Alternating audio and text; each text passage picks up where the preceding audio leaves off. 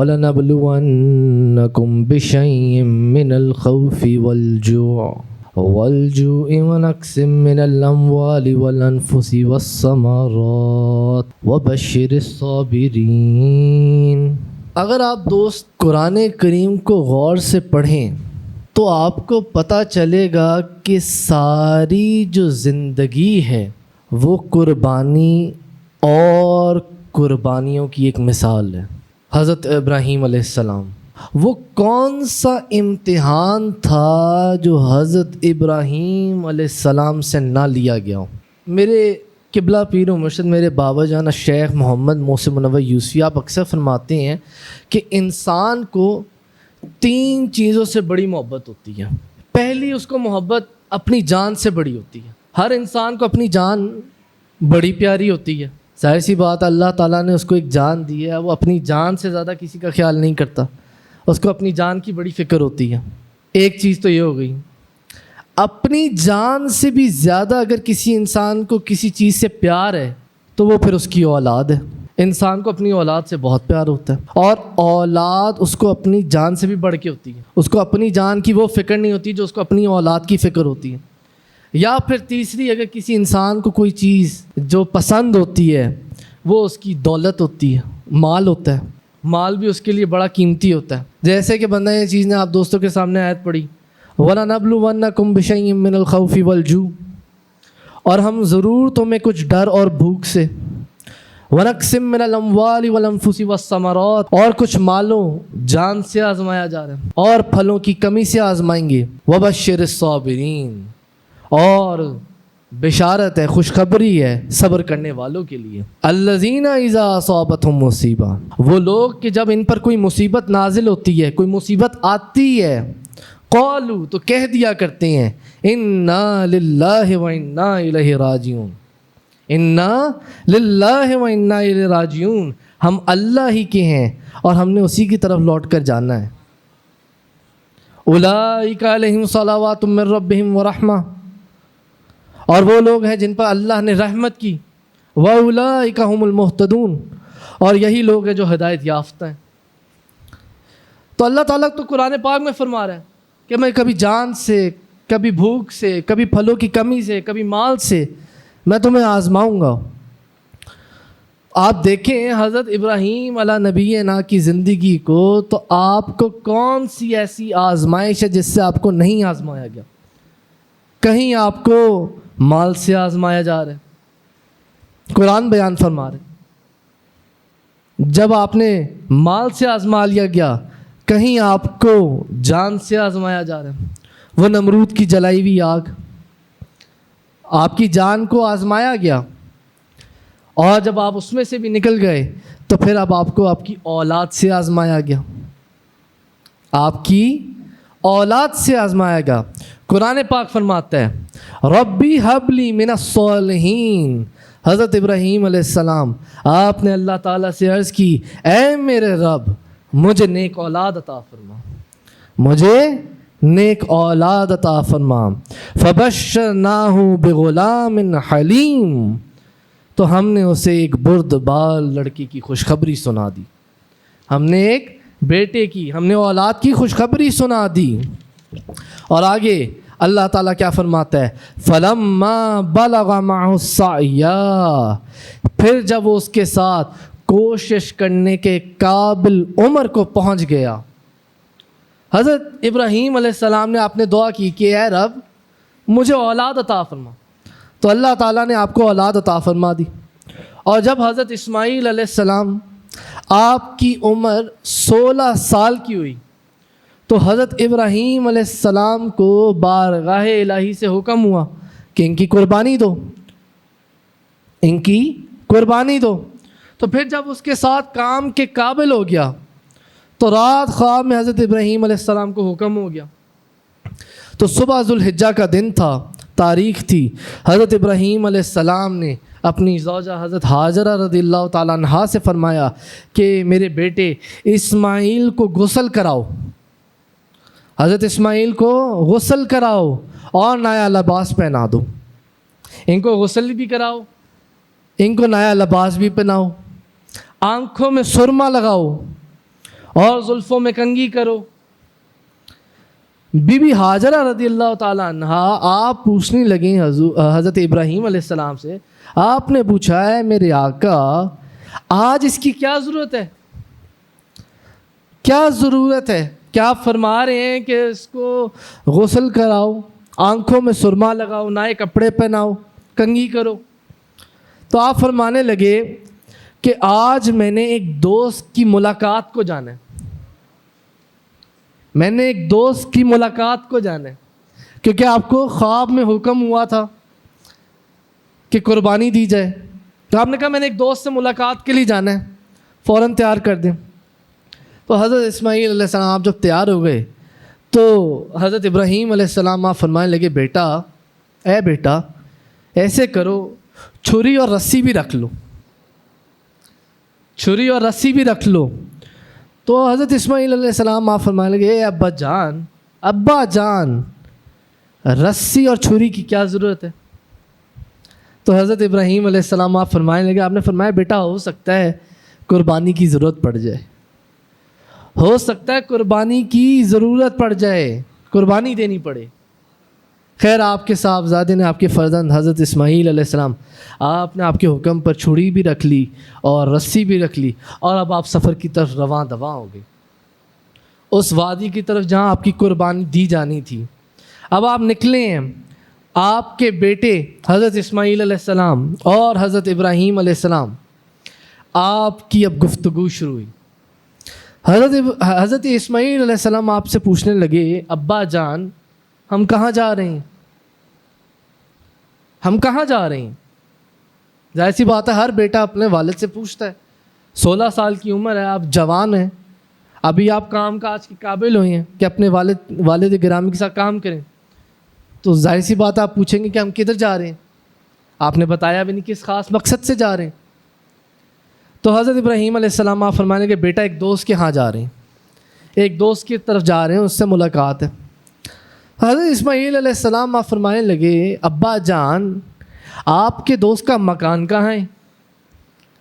اس کا مکان کہاں ہے؟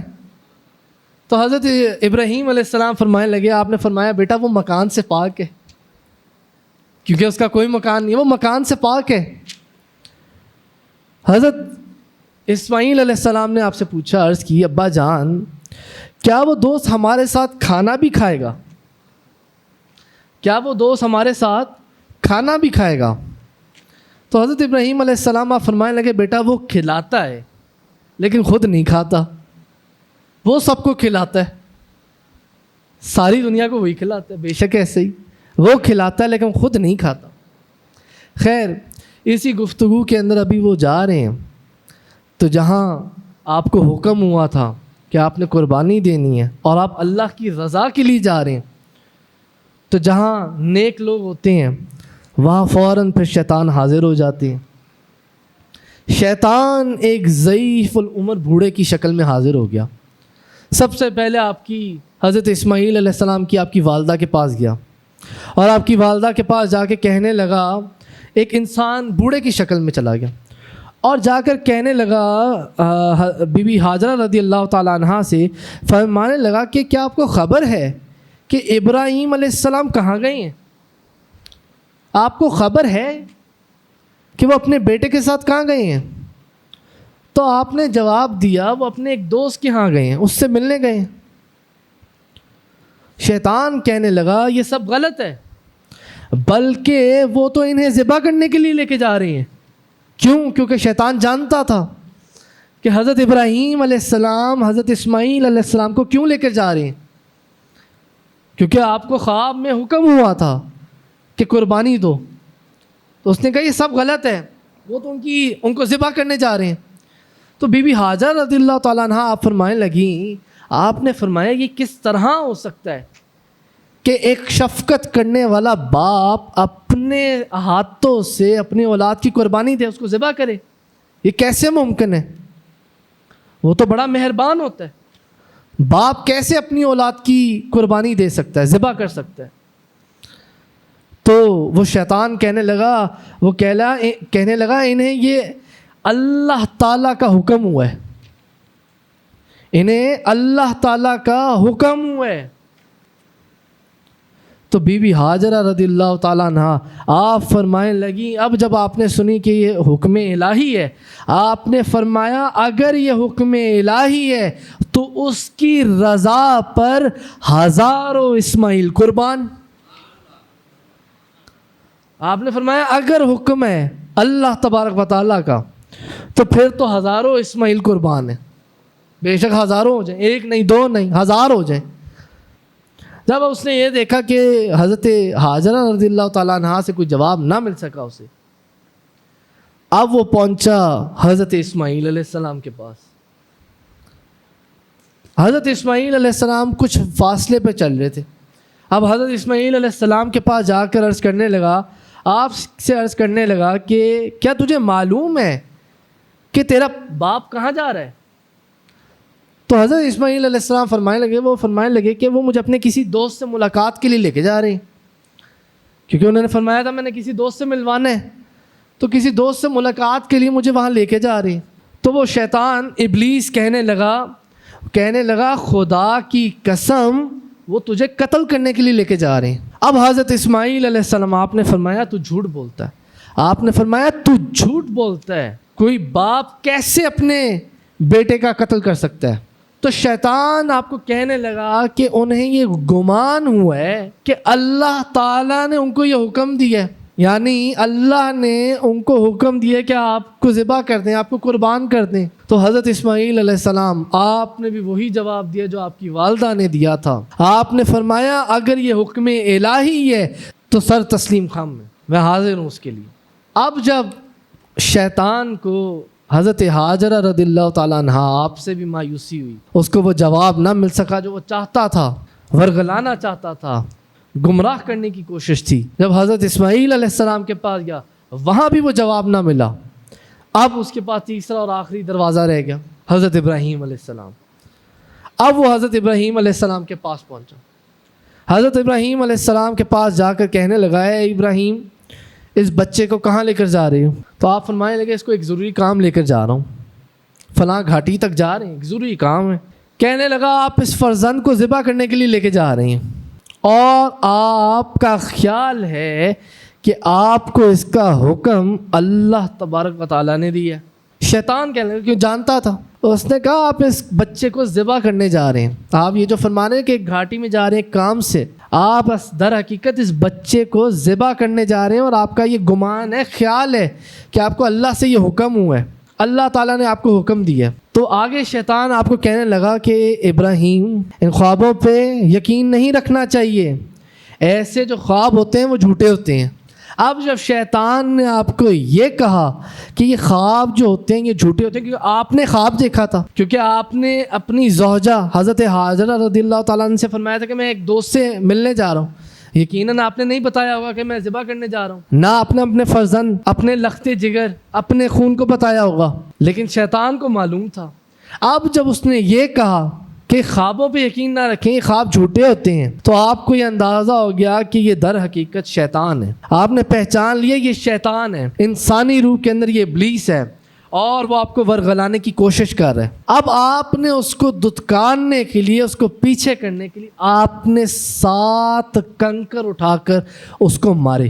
خیر جب آپ دونوں باپ اور بیٹا آپ پہاڑ کے دامن میں پہنچ گئے جہاں آپ نے اپنے صاحبزادے، اپنے فرزند کو ذبح کرنا تھا، تو قرآن پاک فرماتا ہے قال یا بنی انی ارا فی المنام انی اذبحک فانظر ماذا تری۔ تو ابراہیم نے کہا اے میرے بیٹے، اب آپ نے اپنے بیٹے سے مخاطب ہوئے حضرت اسماعیل علیہ السلام سے، آپ نے فرمایا اے میرے بیٹے میں نے خواب میں دیکھا ہے میں تجھے ذبح کر رہا ہوں، میں نے خواب کے اندر دیکھا ہے کہ میں آپ کی قربانی دے رہا ہوں، اب آپ بتائیں آپ کی کیا رائے ہے؟ حضرت ابراہیم علیہ السلام نے حضرت اسماعیل علیہ السلام سے کلام کیا، آپ نے فرمایا میں نے خواب میں دیکھا ہے کہ میں آپ کی قربانی دے رہا ہوں، آپ کو ذبح کر رہا ہوں، آپ نے فرمایا آپ بتا دیں آپ کی اس پر کیا رائے ہے؟